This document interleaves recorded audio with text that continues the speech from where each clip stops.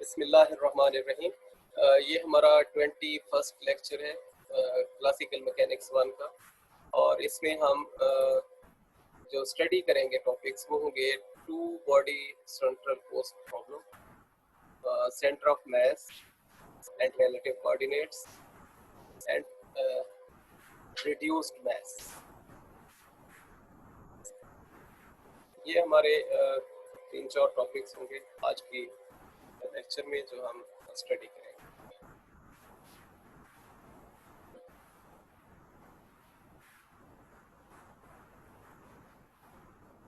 First of all हम देखते हैं two body central force problem, ये क्या होता है और इसमें हम किस तरह से जो है वो लैग्रांजियन को एक्सप्रेस करते हैं in terms of potential energies and kinetic energy.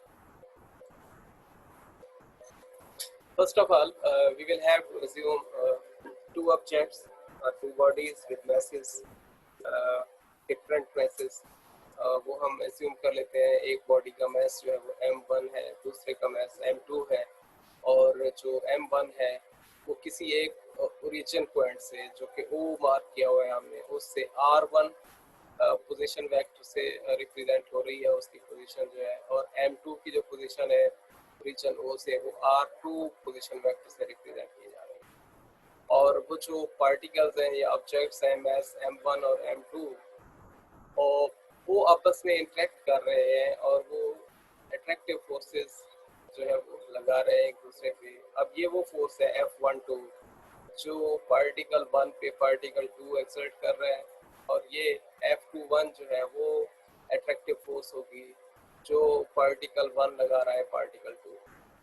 अब ये म्यूचुअल इंटरेक्टिव फोर्सेस हैं, और ये इनको हम यूजिंग न्यूटन्स ग्रेविटेशनल लॉ कितनी एक फोर्स एक पार्टिकल दूसरे पे लगा रहा है ये क्वांटिफाई कर सकते हैं, इसकी मैग्नीट्यूड हम फाइंड कर सकते हैं। तो क्या तरीकाकार है उसका तरीकाकार ये है कि हम कहते हैं that attractive force F will be having a magnitude equal to Gm1 m2 over r1 minus r2 mod whole square।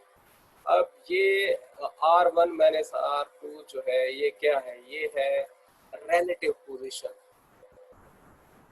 position of the two objects। ठीक है, अब ये ऑब्जेक्ट्स जो हैं वो क्या हो सकते हैं, ये कोई अर्थ सन सिस्टम भी हो सकता है, ठीक है, अर्थ प्लैनेट सिस्टम भी हो सकता है, अर्थ मून सिस्टम भी हो सकता है, कोई और भी दो बॉडीज हो सकते हैं जिसमें आप मून और सन की एग्जांपल ले सकते हैं। ठीक है, सो उनके मैसेज यहाँ प्लेस करेंगे, उनके जो है वो पोजीशन वेक्टर्स किसी एक ओरिजिन को जो है वो कंसीडर कर लें, उससे वो पोजीशन मार्क कर दें, उनकी ये पोजीशन इसकी, दूसरा जो ऑब्जेक्ट है उसकी ये पोजीशन है, फिर उनके जो है मैग्नीट्यूड्स यहाँ पे प्लेस करेंगे। तो ये जो डिफरेंस आएगा उन मैग्नीट्यूड्स का उसका स्क्वायर लेंगे, इसलिए हम इसको इनवर्स स्क्वायर लॉ का नाम भी देते हैं। तो ये यहाँ से हमने क्या फाइंड किया, अट्रैक्टिव फोर्स जो वो दो बॉडीज जिनके मैसेज हमने ये दो डिफरेंट मैसेज लिए और जिनके दो position vectors different position vectors लिए क्वाइट हो से, उनकी ये फोर्स आ गई अट्रैक्टिव फोर्स जो एक दूसरे को एक्सर्ट कर रहे हैं। अब ये फोर्स जो है ये कंजर्वेटिव होती है, ठीक है, और ये सेंट्रल भी होती है। दिस ग्रेविटेशनल फोर्स और attractive force is conservative and central. अगर ऐसा हो तो फिर इसका मतलब ये है कि ये फोर्सेस जो है वो potential energy which is function of position vector r1 and position vector r2, वहाँ से हम डिराइव कर सकते हैं ये फोर्सेस। ठीक है, वो हम जानते हैं F is equal to minus delta U, तो वहाँ से हम ये जो है वो फोर्स डिराइव कर सकते हैं अगर ये कंजर्वेटिव हो और ये फोर्स जो है वो सेंट्रल हो।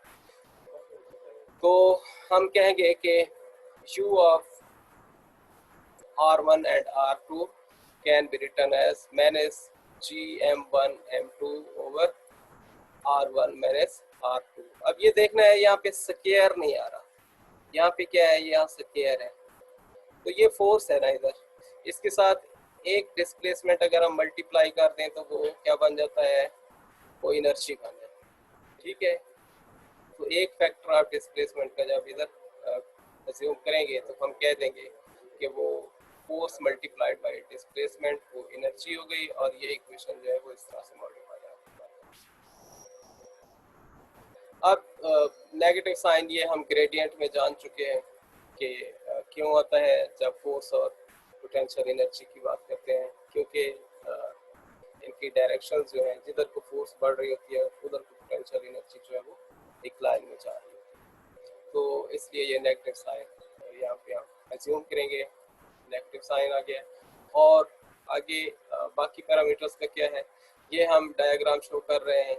ये हमारा ओरिजिन वो है, ये R1 पोजीशन वेक्टर है मैस M1 के लिए, ये R2 पोजीशन वेक्टर है मैस M2 के लिए, और ये जो है ये रिलेटिव पोजीशन है मैस M1 की मैस M2 के हिसाब से, या आप कहते हैं कि मैस M2 की मैस M1 के हिसाब से। और इस रिलेटिव पोजीशन को हम R कह देते हैं without any substitute, R simple R। और ये क्या होगा, this will be a difference between these two position vectors R1 and R2। या आप हेड टू टेल रूल अगर यहाँ लगाना चाहते हैं तो लगाएं और कहें कि ये R2 प्लस R जो है वो क्या है, वो R1 के बराबर है, ये रिजल्टेंट है। ठीक है, तो इसको हम इस तरह से एक्सप्रेस कर सकते हैं, R is equal to R1 minus R2, difference of two position vectors gives the position coordinate. This are relative position coordinate. It represents the position of body 1 relative to body 2, and so R may be referred as the relative position. और फिर हम क्या कह सकते हैं कि वो जो पोटेंशियल एनर्जी हम कह रहे थे R1 और R2 का फंक्शन है, उसको हम कॉमनली कह देते हैं that potential energy is a function of this relative position vector R, relative position vector R। और फिर लैग्रांजियन क्या होगा इस वक्त, लैग्रांजियन हमें पता है कि T माइनस U होता है, T is the kinetic energy of a system and U is the potential energy of a system। तो उसका जो डिफरेंस होगा kinetic energy का और potential energy का, वो T देगा, और उसको हम यहाँ पे एक्सप्रेस करेंगे L equal to kinetic energy of the system। System में दो ऑब्जेक्ट्स हैं, और एक का मास M1 है और दूसरे का मास जो है वो क्या है, M2 है। तो दूसरे का मास क्या है भाई, M2। यहाँ M2 लिखना भूल गया मैं, यहाँ पे ये 2 लिखें और इस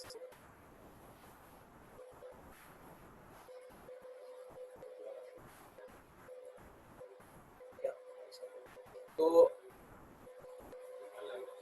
Lagrangian is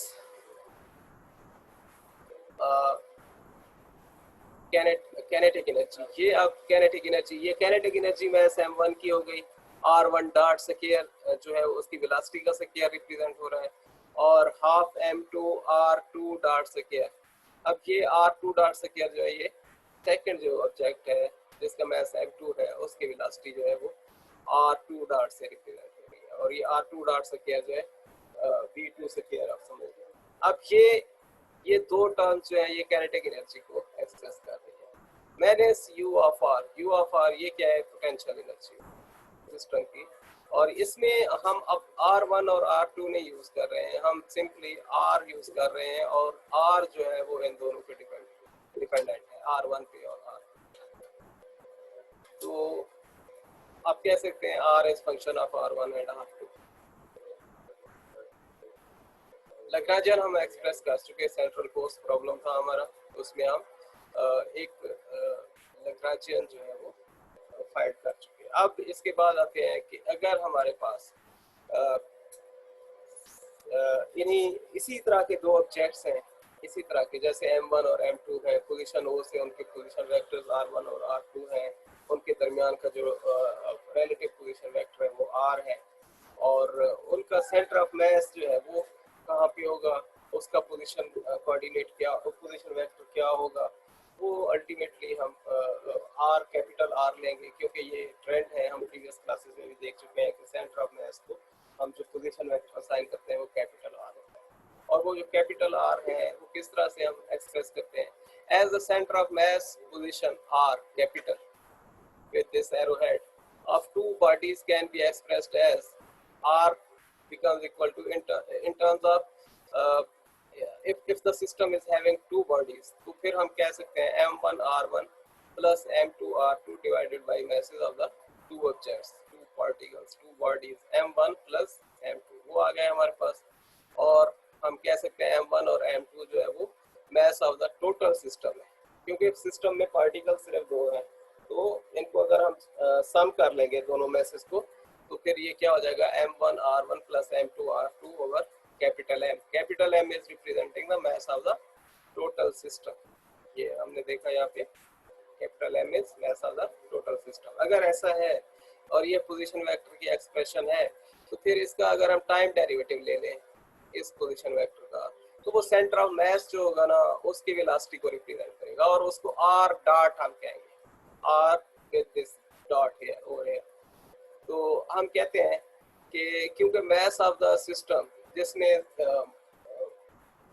many particle system हो, तो उसमें हम एज्यूम करते हैं उसका मास जो है वो सेंटर ऑफ मास पे कंसंट्रेटेड है, और जो भी कोई डिस्प्लेसमेंट लेते हैं उसके सेंटर ऑफ मास से लेते हैं, ठीक है, किसी भी कैलकुलेशन की। और हम एज्यूम कर रहे होते हैं कि उसका जो टोटल मास है वो कंसंट्रेटेड है उसी एक ही पॉइंट पे, जिसको हम सेंटर ऑफ मास कहते हैं। Mass of the system is concentrated at centre of mass, so linear momentum जो होगा p, वो क्या होगा, that will be product of mass and velocity. और वो वेलोसिटी कौन सी होगी, वेलोसिटी होगी सेंटर ऑफ मास की, r dot this is r, और ये इसका टाइम डेरिवेटिव ले लें तो ये r डॉट देगा। और m क्या है, this m is sum of all the masses of the particles involved in the system। तो m1 plus m2 gives m, और ये इनका प्रोडक्ट जो है वो ये लीनियर मोमेंटम जो है वो हमें दे रहा है उस सिस्टम का जिसमें दो पार्टिकल्स। अब ये आ गया हमारे पास लीनियर मोमेंटम। हमारा यहाँ भी ऑब्जेक्टिव होगा कि हम पहुँचे कहाँ, लैग्रांजियन तक, और देखें उसमें कुछ टर्म्स आएंगे बीच में, रिड्यूस्ड मास क्या होता है, ठीक है, और सेंटर ऑफ मास क्या है, उसका टोटल ऑब्जेक्ट का मास, टोटल सिस्टम का मास कैसे हम अज्यूम करेंगे, ठीक है, ये बीच में हम टर्म्स डिस्कस करते रहेंगे साथ साथ। When the total momentum is constant, then r is constant। अब हम यहाँ से देख चुके p is equal to mr। अगर ये मोमेंटम कांस्टेंट करें तो इधर मास तो वैसे ही कांस्टेंट है, इसका मतलब ये r डॉट जो है वो वेरिएबल था, और ये भी अब कांस्टेंट हो जाएगा जब ये p constant. When the total momentum is constant, then r dot is constant। It means we choose an inertial frame in which center of mass has become at rest, and this frame is more convenient to analyze the motion of the system। अब हम यहाँ से इस assumption से इस तरफ जो है जा रहे हैं कि सेंटर ऑफ मास जो है वो रेस्ट पे है, और सेंटर ऑफ मास जिस फ्रेम ऑफ रेफरेंस में है, हम अगर उसी फ्रेम ऑफ रेफरेंस में ऑब्जर्वर लगा दें तो वो सही तरह से जो है वो पूरे मोशन की जो सिस्टम की जो डायनामिक्स है उसको वो स्टडी करने की पोजीशन में है, क्योंकि वो इनर्शियल फ्रेम में बैठा हुआ है जो ऑब्जर्वर है। अब हम कहते हैं कि R1 जो है, R1 को एक्सप्रेस कर सकते हैं, R1 क्या है, R1 इज दिस, और R क्या है, R is this, R2 is this. अब इसको रिलेट करते हैं R1 को with this position of center of mass and mass of all the system, and this m2 is mass of the particle 2। और अगर हम इस तरह से R1 एक्सप्रेस करें, इस तरह से R2 एक्सप्रेस करें, तो ये जो मैंने यहाँ पे कुछ हैंड रिटन लगाया हुआ है, इससे आप जो है वो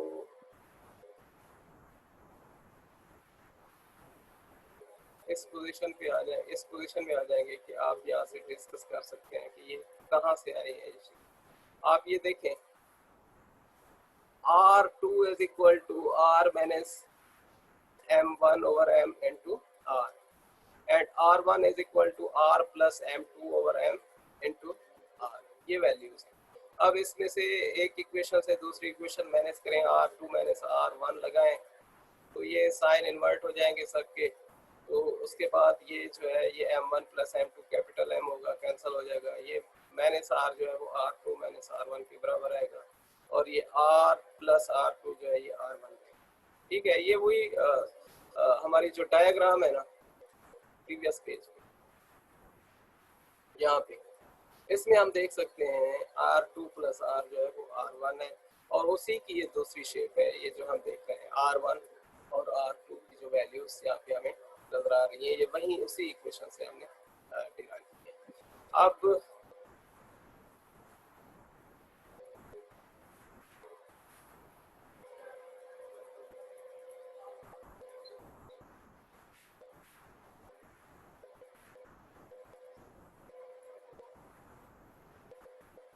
अब हम कहते हैं कि R1 ये है और R2 ये है, तो कैनेटिक एनर्जी जो होगी वो क्या होगी, T will be equal to half m1 r1 dot square plus m2 r2 dot square, ये कैनेटिक एनर्जी आ गई। अब इसको इसमें R1 डॉट क्या हो जाएगा, इसका डॉट इसका टाइम डेरिवेटिव ले लेंगे, R2 डॉट इसका टाइम डेरिवेटिव ले लेंगे, तो फिर यहाँ से ये वैल्यूज उठाएंगे और इस इक्वेशन में प्लेस करेंगे, और ये सिंप्लीफिकेशन के बाद हम यहाँ पे पहुँच जाएंगे half M R dot square plus m1 m2 over M R dot square. अब ये एक नई चीज हमारे पास आ रही है m1 m2 over capital M, इसको हम ऐसे भी लिख सकते हैं m1 m2 over m1 plus m2। इस तरह का अगर मैनी पार्टिकल सिस्टम में कहीं आपको बिहेवियर नजर आए मैसेज का, तो इसका मतलब ये होता है कि ये रिड्यूस्ड मैस को रिप्रेजेंट कर रही है ये टर्म, इसको हम म्यू से रिप्रेजेंट करते हैं, और म्यू जो होता है ये रिड्यूस्ड मैस कहलाता है। ठीक है, ये मैस जो है अगर दो बॉडीज हैं उनमें से एक मैस जो है वो दूसरे से छोटा है, तो ये जो रिड्यूस्ड मैस होता है ना, ये वो जो छोटा मैस होता है उससे भी कम होता है, उससे भी कम होता है। आप यहाँ पे कोई दो मैसेज अज्यूम करें और इस तरह से ट्रीट करें, ठीक है ना, तो फिर क्या हो जाएगा, ये जो वैल्यू आएगी वो कम से कम जो इन दो मैसेज में कम वैल्यू का मैस होगा उससे भी कम वैल्यू देगा, ठीक है, reduced mess.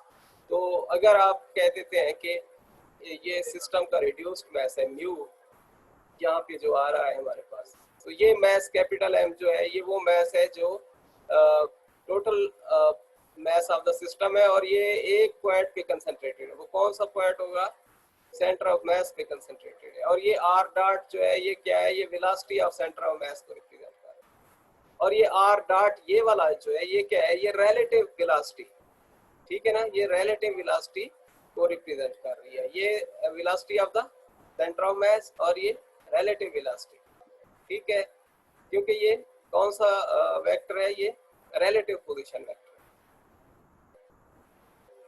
Mu is less than m1 at m2। अगर m1 को स्मॉल रख लें, m2 को ग्रेटर मैस रख लें, तो इस इक्वेशन से जो म्यू होगा वो इन दोनों से कम होगा। If m1 is very very less than m2 then mu is very close to m1। अब ये होगा तो कम म्यू किससे, m1 से, लेकिन करीब करीब होगा उसके, ठीक है।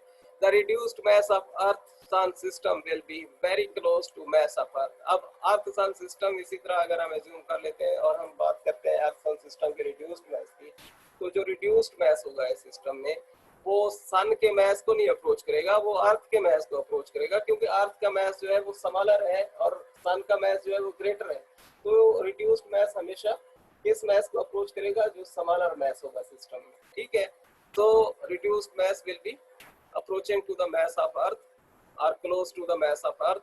इसी तरह इलेक्ट्रॉन प्रोटॉन पेयर, जैसा कि हम हाइड्रोजन एटम में देखते हैं, तो हाइड्रोजन एटम का जो रिड्यूस्ड मैस होगा वो किसके बराबर होगा, वो इलेक्ट्रॉनिक मैस जो है उसके बराबर तकरीबन अज्यूम किया जाएगा, ठीक है।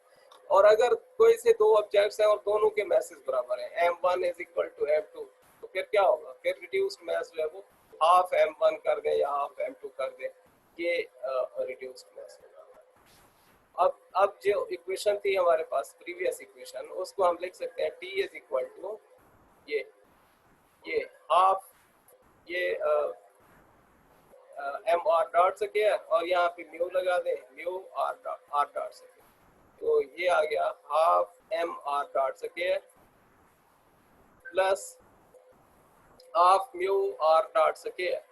Above equation shows that the kinetic energy is same as that of two fictitious particles, ठीक है, and one of the particle is having mass m which is moving with the speed of the center of mass, इसकी बात कर रहे हैं। ये kinetic energy जो हमारे पास आ रही है, एक पार्टिकल ये है जो कि sum of masses of all the particles है। ये भी फिक्टिशियस मैस है, ये इनफैक्ट किसी एक पार्टिकल का मैस नहीं है, ये एग्रीगेटेड मैस है, ठीक है। और ये क्या होगा, ये म्यू, ये भी फिक्टिशियस मैस है, ये भी किसी पार्टिकल का मैस नहीं है, ठीक है। तो इसको हम एक को कह देते हैं रिड्यूस्ड मैस, दूसरे को कह देते हैं mass concentrated at centre of mass, ठीक है। तो ये फिक्टिशियस मैसेज हैं दोनों, और हम कह रहे हैं same as shows the kinetic as that of two fictitious particles, ठीक है ना। one of mass m moving with speed of the center of mass and the other of mass mu, the reduced mass moving with relative velocity, relative position r। अगर r dot लगाएंगे तो फिर क्या हो जाएगा, relative velocity आ जाएगा। और फिर इस वक्त लैग्रांजियन जो है वो कैसे डिफाइन कर सकते हैं हम, Lagrangian will be equal to T minus U, difference of two types of the energies, one is the kinetic energy, other is the potential energy. So kinetic energy कैसे हमने एक्सप्रेस की, यहाँ प्रीवियस इक्वेशन में हम देख चुके हैं इस तरह से। तो ये दो टर्म्स आ जाएंगे काइनेटिक एनर्जी की, ये और minus U of R as it is, जो हम प्रीवियस केस से लेके आ रहे हैं वो हम you of R as it is यहाँ पे। अब जहाँ पे म्यू है उसको कह दें that term is part of the Lagrangian, relative part of Lagrangian, और जहाँ पे एम है वहाँ पे आप कह दें this is the part of Lagrangian with respect to centre of mass. अब यहाँ पे half M R dot square, इसको कह देते हैं ये लैग्रांजियन है सेंटर ऑफ मास का LCM, और यहाँ जहाँ पे म्यू है उसको कह देते हैं that term is part of the Lagrangian achieved by the relative motion, this जहाँ पे ये relative velocity आ रही है, ठीक है। तो L relative आ गया। The Lagrangian is split into two separate pieces, one of which involves the center of mass coordinate r, ये, and the other involves relative coordinate r, ये। जहाँ जहाँ r आ रहा है वहाँ relative का वर्ड यूज करेंगे और वहाँ म्यू होगा, मैस भी म्यू लिया जाएगा, कैपिटल M नहीं लिया जाएगा। और जहाँ जहाँ ये कैपिटल R होगा वहाँ म्यू नहीं लिया जाएगा, कैपिटल M मैस लिया जाएगा, और ये सेंटर ऑफ मैस से रिलेटेड होगी। इसके बाद अब क्वेश्चन